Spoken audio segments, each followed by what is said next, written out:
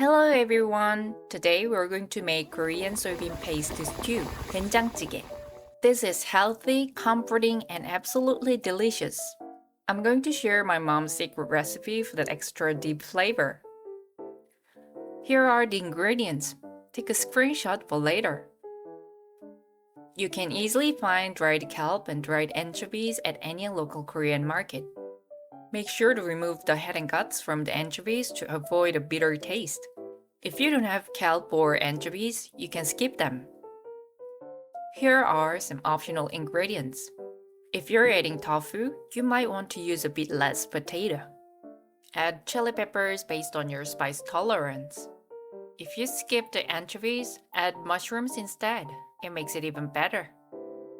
2 pinches of Miwon add the perfect touch of richness. Now let's get started. First, dissolve doenjang through a strainer into the water. Normally, I just dump it in, but my mom says this is the secret to a clean broth. And she's right, using a strainer makes it look so much cleaner. Next, dice half an onion into bite-sized pieces. Do the same with potato.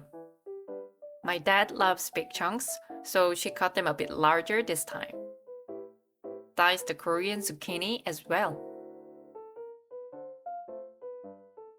Grab a handful of green onions. Slice up 1 chili pepper.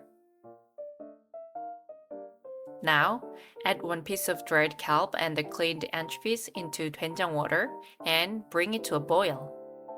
Once it starts boiling, let it go for 2 minutes, then scoop out the anchovies and kelp. Next, toss in the hard veggies, the onions and potatoes, and let them simmer for about 5 minutes until fully cooked. Once they are mostly cooked, add the zucchini, the green onions, and chilies, then add a little bit of miwon. Boil for another 3 minutes. And there you have it! Doenjangjjigae is complete. The deep flavor from the anchovy kelp broth combined with the rich savory doenjang is just incredible. It pairs perfectly with the warm bowl of sticky rice. Try making this healthy doenjangjjigae yourself and let me know how it turns out in the comments below.